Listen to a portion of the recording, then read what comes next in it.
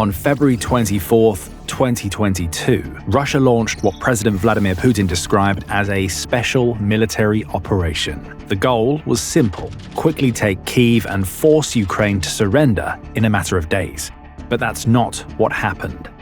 This is how the invasion began, hour by hour, and how Putin and the Russian army's plan fell apart almost immediately.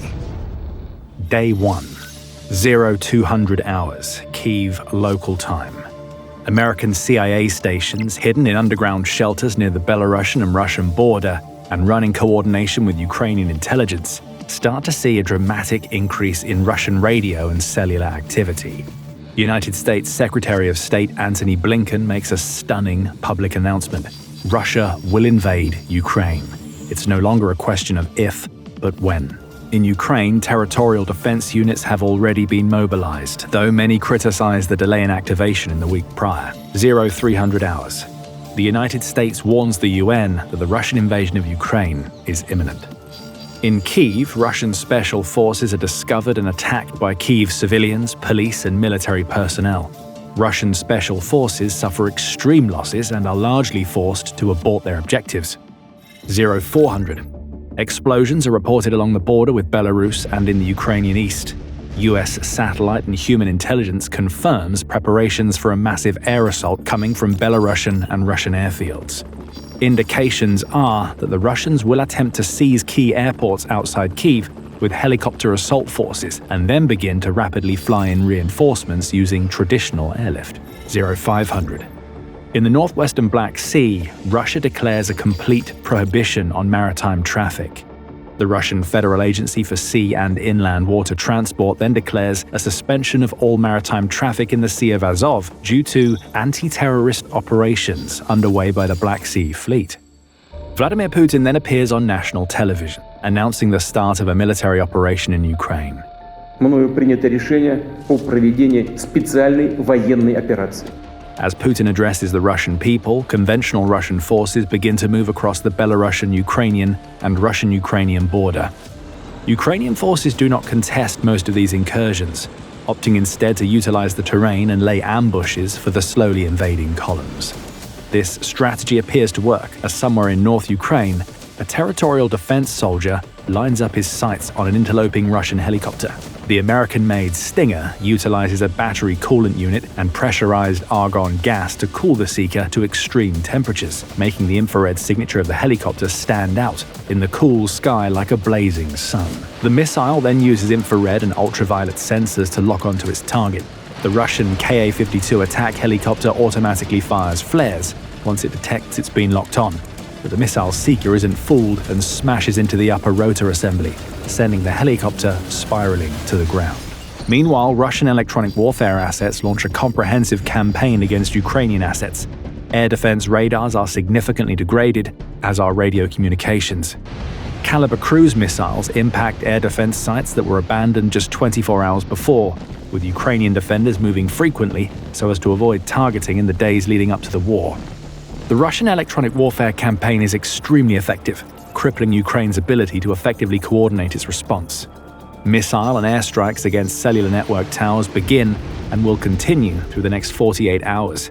But this success would quickly turn into a self-inflicted wound for the Russians. Russian intelligence assets, having penetrated into the Ukrainian countryside days and even weeks before the invasion, find that they are unable to communicate with higher headquarters. They relied on Ukrainian cellular networks for communications, and those are being systematically destroyed by the Russian military.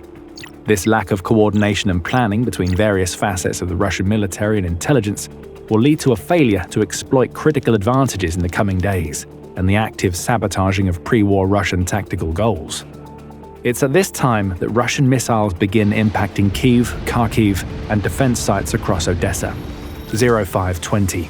Russian air and missile attacks strike airfields around Kharkiv and military targets in Kramatorsk and Sloviansk. 0530. Martial law takes effect nationwide under President Zelenskyy's decree. 0600. Russian Caliber missiles target Hostomel Airport and the nearby National Guard base, but the strikes are largely ineffective. 0616. Explosions rock Borispil Airport, targeting military infrastructure, aircraft shelters, and civilian cargo aircraft. With inbound Russian air assault units confirmed, Ukrainian defenders are being rerouted to defend the airports, but the response is slow due to the general confusion and Russian electronic interference with communications networks. 0634. Ukraine's foreign minister publicly confirms that Russian forces have invaded Ukraine from the north and east. On the Black Sea, a small squadron of Russian ships are steaming for the strategically important Zmyny Island, otherwise known as Snake Island. 0700. The Russian missile cruiser Moskva and patrol ship Vasily Baikov lead the amphibious force targeting Snake Island. The island is strategically important for control over the northwest portions of the Black Sea and the approach to Odessa, a critical trade port for Ukraine that allows it to access global markets.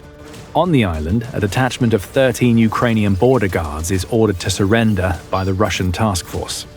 Famously, the radio replies picked up and echoed across the country and the world beyond. Russian warship, go fuck yourself.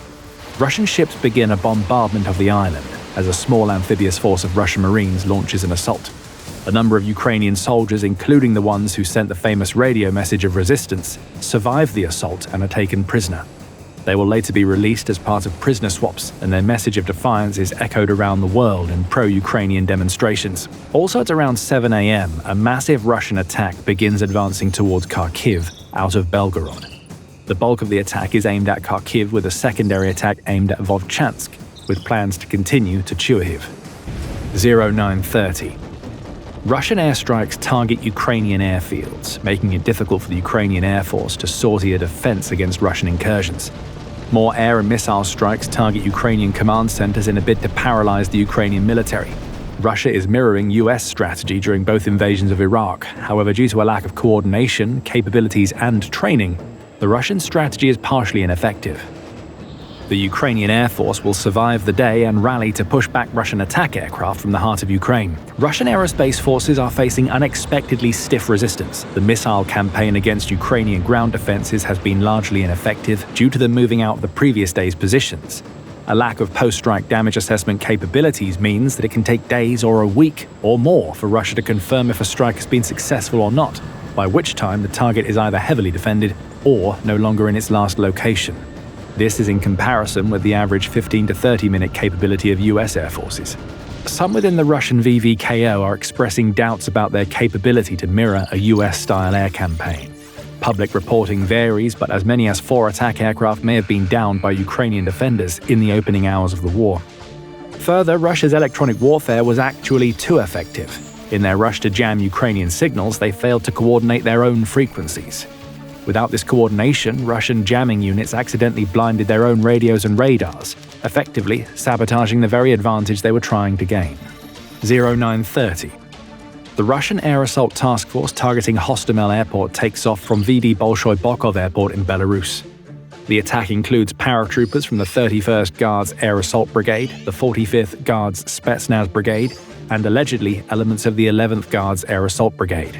Mi-8s carry between 200 and 300 troops, while security is provided by Ka-52 and Mi-24 attack helicopters.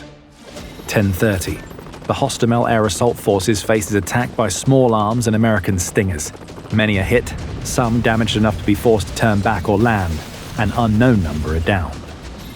1045. 5 MiG-29s of the Ukrainian 40th Tactical Aviation Brigade intercept the Hostomel Air Assault Force. Russian fighters are flying top cover for the helicopters but have difficulty spotting the Ukrainians until they are near due to them flying low, and thus kicking up ground scatter on radar. The Ukrainians managed to destroy 2 of the helicopters and send harassing fire at the ground attack fighters meant to support the assault, forcing them to disengage. No Ukrainians are downed as they make their escape. 1100. The main air assault force successfully transits to the Hostomel Airport just northwest of Kyiv. The city's air defense is significantly degraded by the electronic warfare campaign and missile strikes, forcing their relocation. A number of the ground attack fighter bombers the assault force was counting on, however, have been forced to retreat due to Ukrainian fighter attack. The helicopter assault approaches unnoticed due to thick and low cloud cover, and the only warning the defending soldiers have is the sound of rotor blades. Preceding the landings, Ka-52 and Mi-24 helicopters launch rocket attacks on Ukrainian defensive positions. Months later, it'll be revealed that a Ukrainian airport employee had informed Russian intelligence of the exact positions of Ukrainian defenders. Despite this, the rocket attack fails to do significant damage to the defenders. In Kharkiv, the Russians attempt a lightning assault into the city. Russian light armor and recon forces penetrate into the Kharkiv outskirts but are ambushed by Ukrainian regulars and territorial defense forces. The defenders launch attacks with the goal of fragmenting enemy columns, thus preventing the Russians from consolidating their forces and massing firepower. The counterattacks are extremely successful, and Russia's plan to take Kharkiv on day one fails. This will have a huge strategic consequence for the Eastern Theater, dramatically increasing the number of casualties Russia will ultimately suffer in its attempts to pacify the East. 11:10. The helicopter assault force targeting Hostomel begins to land. Initially, they face sporadic fire from the Ukrainian defenders, a group largely made up of conscripts who are under-equipped and have no previous combat experience. By comparison, Russia's assault is being carried out by some of the few military units inside the Russian military who receive regular and comprehensive training. The initial landing is lightly contested, but soon meet increasingly stiff resistance, not helped by the fact that they have landed in the fields and runways of the airport complex, leaving them extremely exposed to defensive fire. To make matters worse, the ground attack element the paratroopers were counting on was only moderately effective in suppressing the airport's defenses. The defenders rally and resistance stiffens significantly, leading to large casualties among the attacking paratroopers. 1200 hours. Additional Russian paratroopers have successfully landed, allowing them to disperse across a wider area of the airport. Ukrainian defenders begin to run out of ammunition and are forced into retreat. With the capture of a final group of defenders in the northern sector of the airport, the assault is successful. A flight of 18 Ilyushin Il-76 airlifters receives clearance to continue its route to the now captured airport. The big cargo aircraft are carrying hundreds of troops and heavy vehicles, including tanks. The Russian plan is to create an airbridge into the heart of Ukraine and rally out of the airport to capture Kyiv after linking up with the attacking force heading south from Belarus. It's strategically ambitious and, if successful, will end the war within 72 hours. 12:30. In the east, Russian forces and their Donbass proxies push west out of Donetsk and Luhansk. Their objective is to break through Ukrainian trenches and secure a pathway to the heart of the country. However, here they face Ukraine's most seasoned defenders, in constant conflict since the 2014 invasion. Ukraine's defensive trench lines repel numerous assaults, proving significantly more difficult to break than Russian military planners had overconfidently estimated. Up until now, Ukraine's forces had faced largely irregular Donbass separatists and small Russian special forces groups. It was expected that the full might of the Russian war machine could grind these defenders under the treads of thousands of armored vehicles. But forward-thinking Ukrainian planners had ensured their defenses were sufficient to face a massive armored attack. And with the aid of Western anti-tank weapons, they took a catastrophic toll on Russian vehicles. 1300 hours. Civilians begin to evacuate from northern and eastern Ukraine, fleeing the advancing Russian armies. This complicates logistics for the Ukrainian military, which must navigate roads clogged with fleeing civilians. 1500. Russian forces engage Ukrainian defenders inside the Chernobyl exclusion zone. 1600.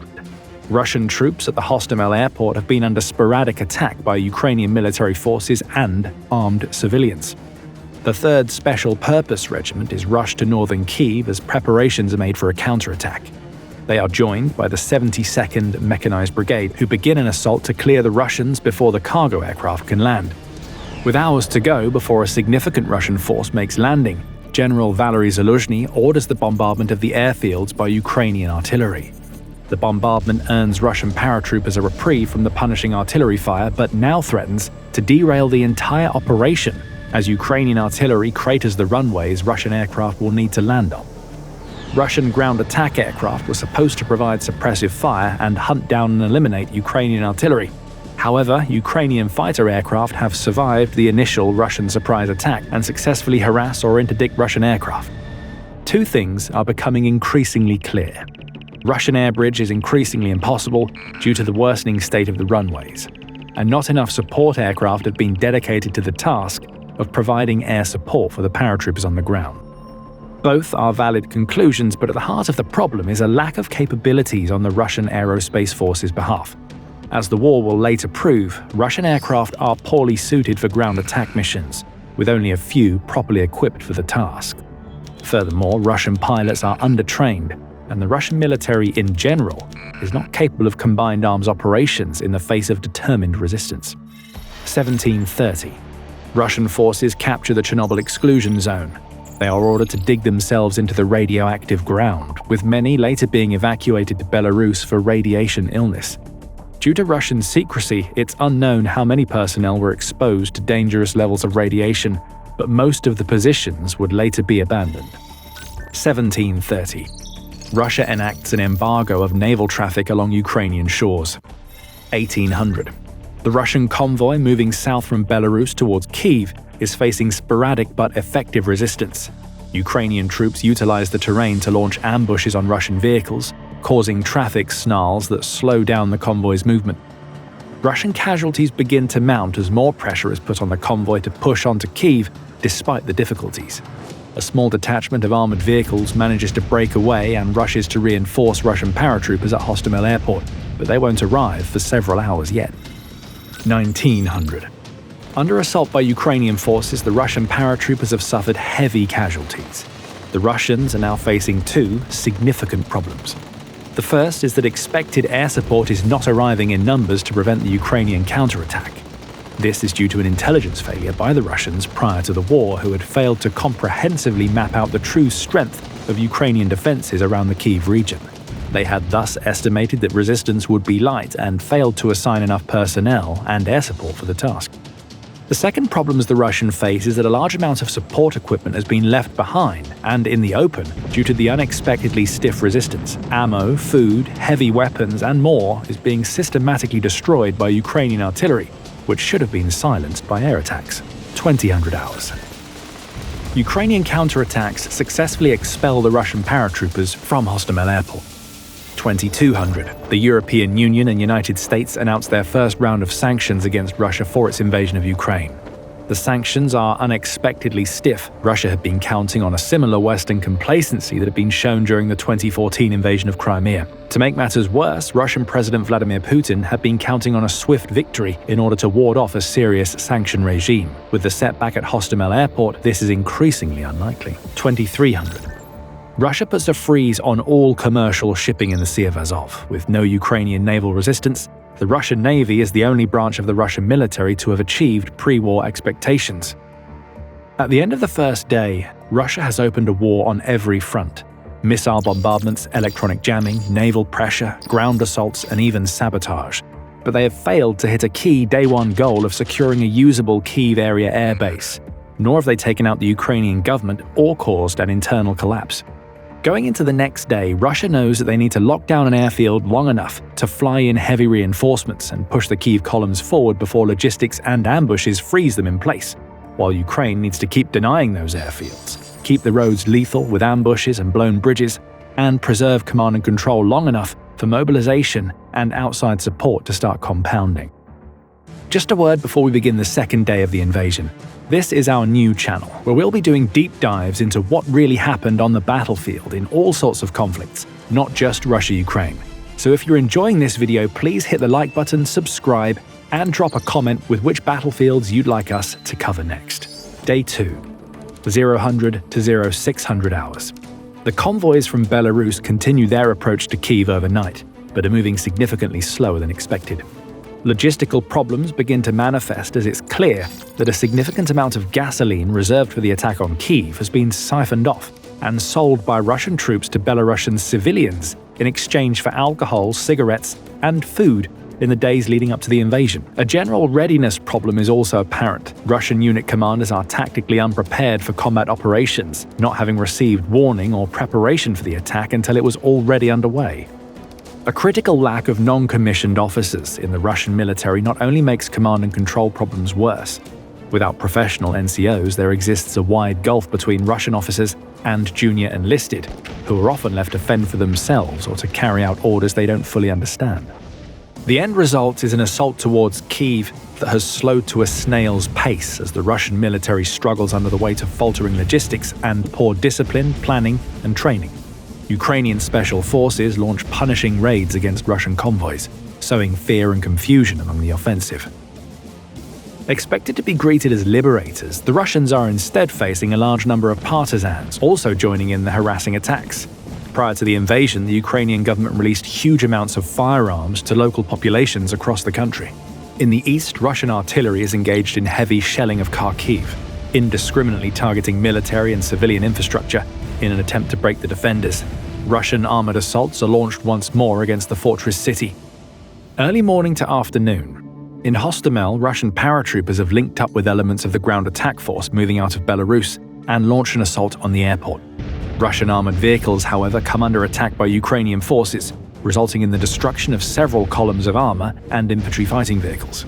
Those that weather the ambushes, however, join a second air assault force and successfully push into the Hostomel Airport, forcing Ukrainian forces to retreat once more. The Russians dedicate as many as 200 helicopters to the new assault, but once more face limited effectiveness due to bad intelligence, dense urban terrain, and Ukrainian air defenses.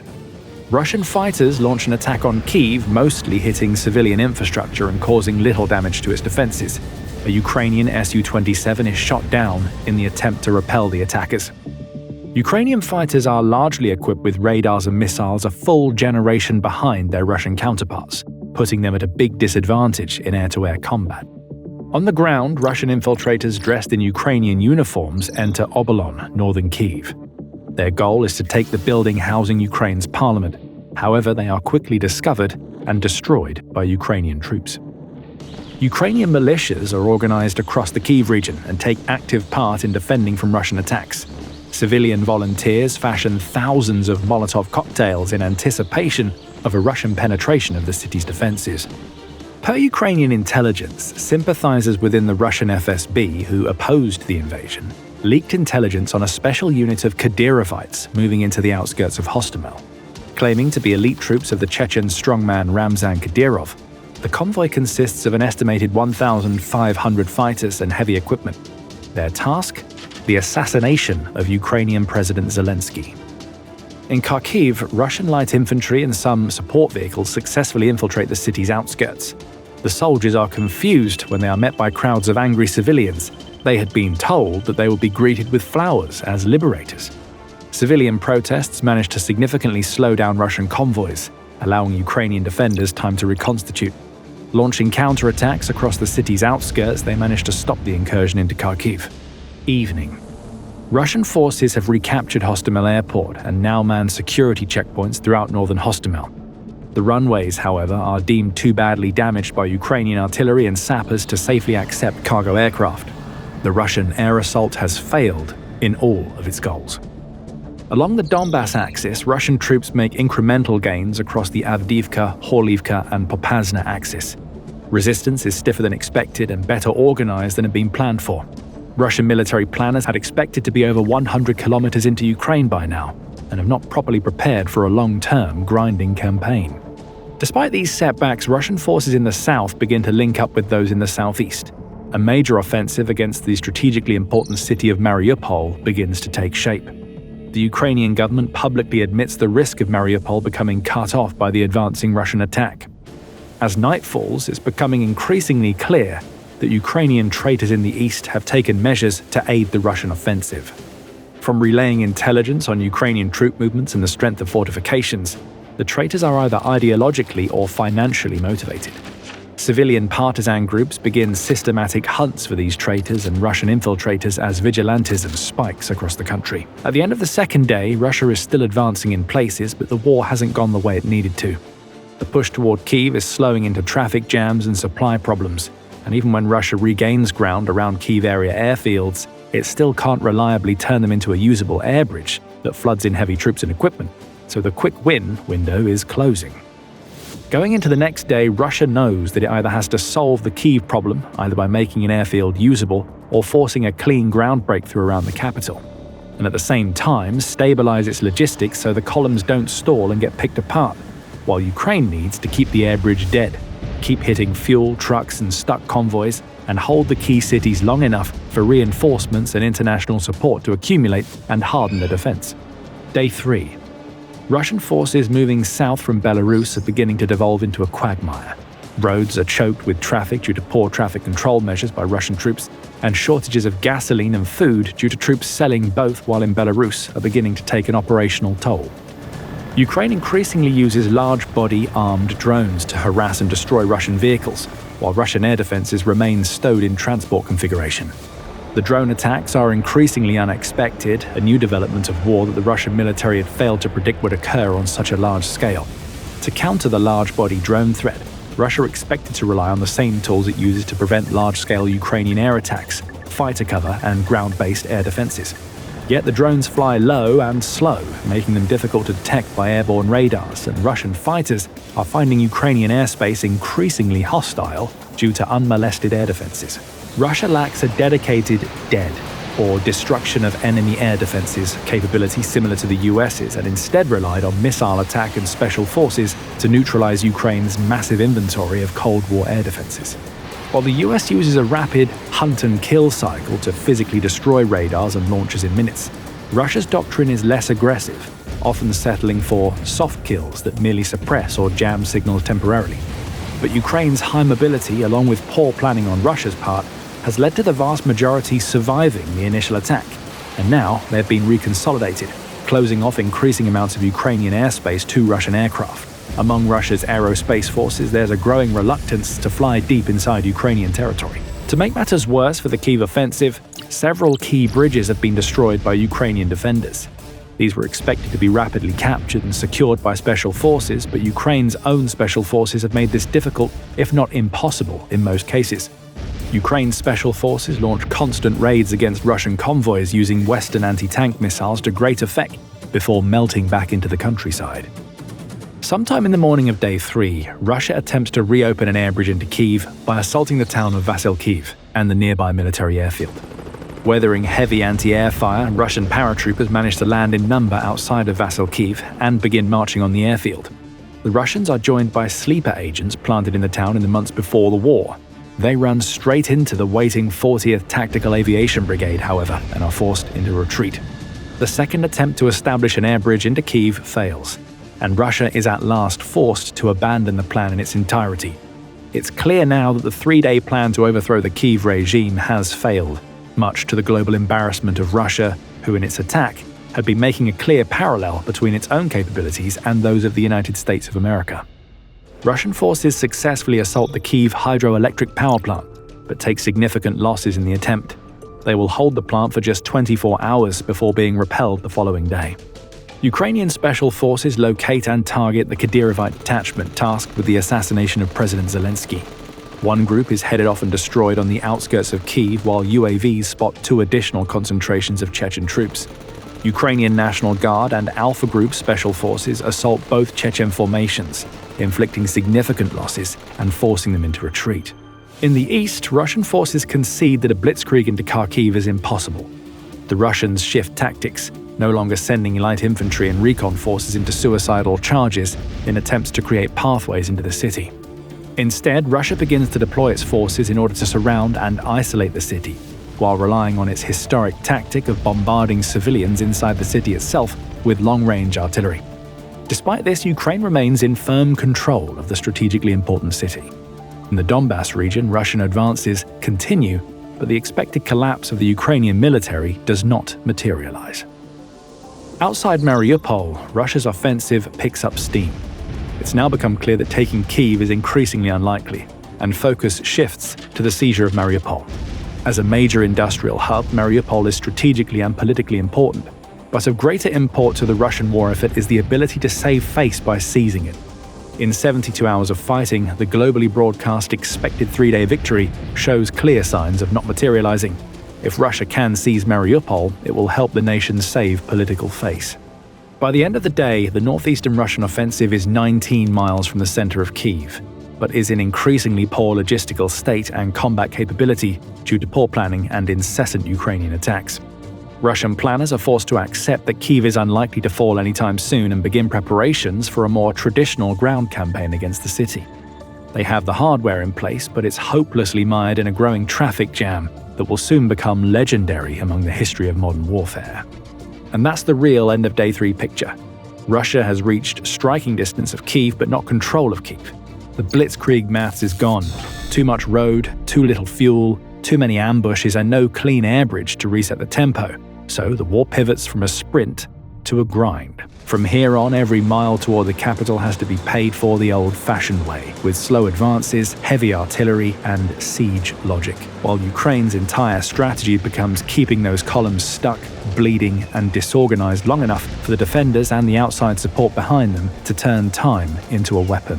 Where does it all end? As of the time of this video, 4 years after it began on February 24, 2022, the answer is still unknown. Thanks for watching, and just as a reminder, this is our new channel where we do deep dives into what actually happened on the battlefield, Russia, Ukraine, and beyond. If you're enjoying this, hit like, subscribe, and drop a comment with the next conflict or battle or campaign you want us to cover next. See you on the field of battle.